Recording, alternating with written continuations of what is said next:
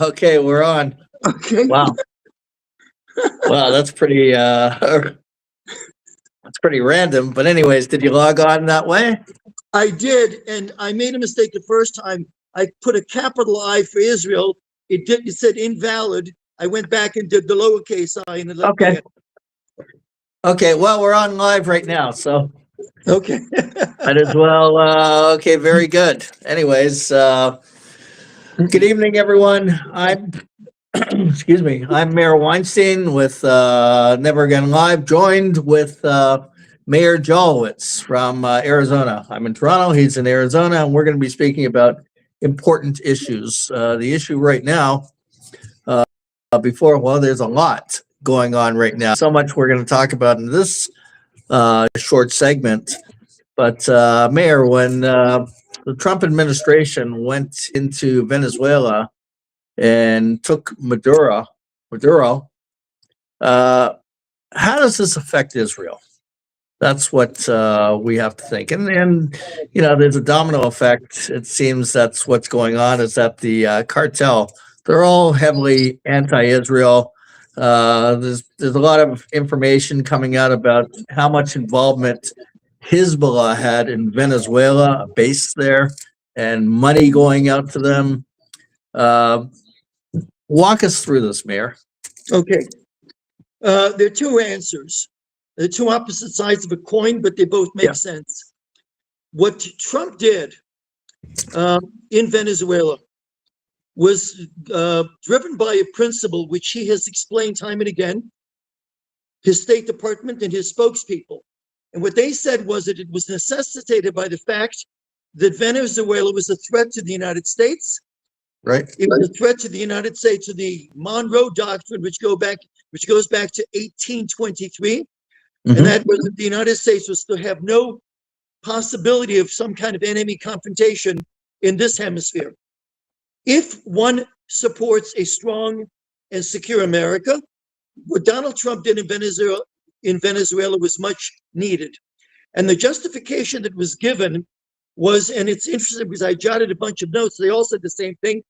They were all predicated on the notion that it was in the best interest of American national security. Right. And there were a whole bunch of different euphemisms which basically said the same thing: American national security. They talked about the fact that Venezuela had aligned itself with terrorist elements. You had just referenced and made reference to Hezbollah. That has been going, that's years old. There's nothing new about this. In fact, that even predates Maduro, going back to the Chavez days. There's no question they were also responsible for helping Hamas.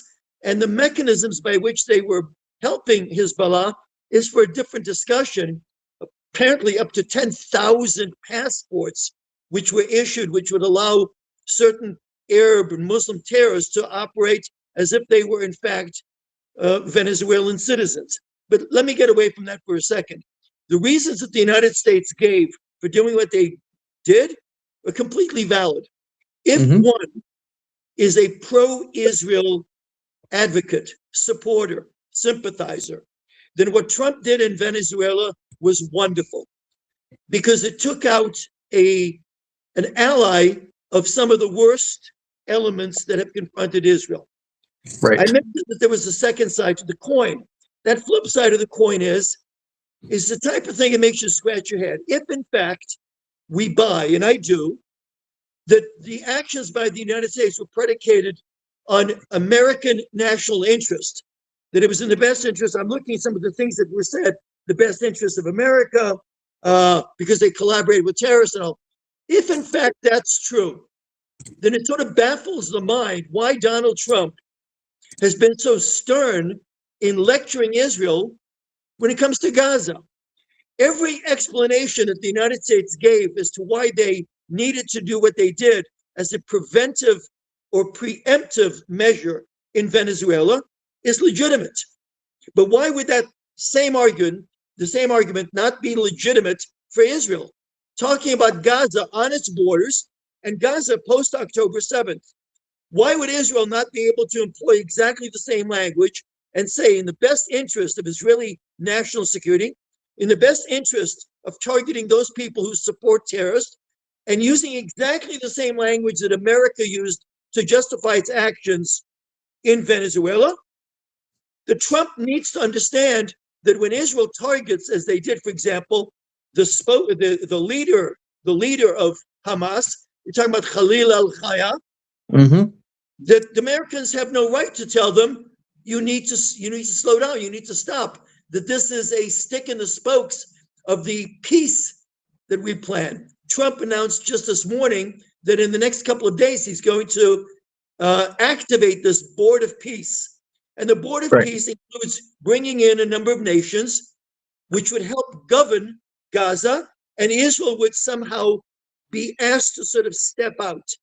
Well, one of the nations, in fact, a predominant nation that's asking for a role in Gaza, is one that Israel vociferously says should not be involved. And we're talking about Turkey. Turkey, yes. Now, Erdogan, it's interesting, on December 29th, Trump met at Mar-a-Lago, did a press conference with Bibi Netanyahu standing at his side. And at that press conference, he was asked about Turkey. And with Bibi standing very nervously at his side, Trump said, Erdogan, he goes, he's a friend of mine. I like him. I respect him a lot. And then he turns and he says, and I get the quote, he's a very good friend of mine. I believe him. I respect him. Bibi respects him too, and there'll be no problem between them. Well, that's all good and well for Donald Trump to say that, but that isn't the case. Bibi doesn't like him. Bibi doesn't respect him. Bibi doesn't want Turkey anywhere close. Turkey has already encroached upon Syria. The Syrian dictator that runs the show now in Syria is a puppet to Turkey. The Turks, Erdogan himself came out and basically said that Allah was going to lead the destruction of the Zionist entity, and Turkey was going to take control, as it ought to, of Jerusalem. The Turkey would rule Jerusalem. Well, with all that said, Donald Trump needs to wake up and understand that if he has any right to dictate what happens in Caracas, certainly Bibi has the right to determine what happens in Gaza. 100%. So the good part of the story is, yes, the United States did the right thing in Venezuela and continues to do the right thing, but they have to understand why Israel needs to do what is best in its national interest. Right. Yeah, it's a complete double standard. That's what's going on. That Israel is being restrained again by, Donald Trump is certainly a major improvement from the Democrats, from Biden. There's no question about it. No question. But nonetheless, there are restraints being put to Bibi. And that's, like you just pointed out, Bibi is no friend of Erdogan at all. And when Erdogan talks about reestablishing a caliphate with Jerusalem under his control, 100%. And I may say that Erdogan supports Hamas, responsible for October 7th. So I'm sorry, there's the other contradiction. The Donald Trump 2 weeks ago talked about the fact that the State Department was going to look at whether or not the Muslim Brotherhood should be shut down in North America. Right. And yet he seems to ignore the fact that Turkey and Qatar are Muslim Brotherhood all the way. They're completely Muslim Brotherhood. It's a complete contradiction. Now, we agree with Donald Trump says that there are bad actors and good actors in the world. We agree with that. The problem that Israel sometimes has with Donald Trump is it goes down to naivete. When you mention the other administration, the Biden administration, or what might have been had the Kamala Harris effort been successful, it would have been a total disaster in the Middle East and for Israel. There's no question about it. So, but what Kamala Harris and what the Democrats have done, or what they would have done with Israel, would have been driven by malice. They were foes. Whereas Donald Trump is driven by a respect for Israel, but a naivete that sometimes clouds, I think, his judgment. You mentioned, Turkey and the Caliphate. and everything else. There was one thing that Bibi Netanyahu did 2 days ago. Well, it was announced 2 days ago, even though I think that it actually began much before, and perhaps it was discussed on December 29th. And that's the fact that the United States Trump had basically told us that it was a done deal. I mean, he used language which was similar to the fact that Turkey and the UAE were both going to acquire American fighters, the F-35. It was almost a done deal. Israel has objected to it quite strongly, and for the right reasons. There is a clause when Israel purchased its F-35s, and one needs to emphasize, purchased. Right. They don't It's not given. Right. That's right. When they received their F-35s from the United States, Israel did what Israel did with the F-15. They upgraded. Well, they upgraded the F-35 as well. And there's a condition in the relationship that Israel has with the United States that the United States would not sell the advanced version of the F-35 to any country if Israel wanted to veto the sale. I'm being a little, exaggerating somewhat when I use the word veto, but the fact that Israel shared what was an improved version of the F-35, it expected some kind of quid pro quo on the part of the United States where they would respect Israel's request. And it was announced 2 days ago that in fact the United States is viewing as problematic the continued sale of the F-35 to Turkey unless this can be somehow worked out. The condition that Israel seems to attach to it is that no Turkey in Gaza. No, under any condition, no Turkey in Gaza. Right. And Trump said he would take it under serious advisement, but it has not yet been announced that that was in fact the case.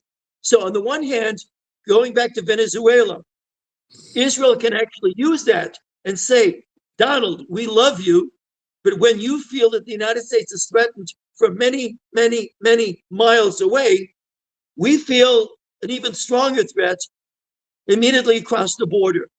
In fact, it was interesting, just this morning, Israel announced that from Gaza City, Hamas actually launched a missile towards Israel this morning. Now, it fell short of the mark. That's not the point. 2 years and 2.5 months after after October 7th, this isn't supposed to happen. Israel needs to get the understanding by the American administration, you need to do what you need to do in order for us to advance and make you that peacemaker, Donald, that you've told us that you will be. That's it. 100%. Well, Meir, these segments are going to be short segments that we do, and we're starting off 2026 by renewing the podcast, and we'll be having you on lots to give insight to our supporters and viewers out there. Next week, we'll have quite a few shows. We're watching history in the making right now with, Venezuela is part of it. What's going on in Iran, that's a huge part of this. Hopefully the weakening of Qatar as well, we're going to see through the domino effect. That's what we want to weaken them and their Al Jazeera, their Strumer Nazi propaganda against Jews in Israel. But until we tune on again next week, I want to thank everybody for watching. Please share this on whatever social media platform you use, be it Twitter, Instagram, Facebook, WhatsApp groups, email lists. Please share this, get the information out there. We're on top of it. Meir, thank you very much for joining us. Thank you. Thank you. Thank you. Bye-bye.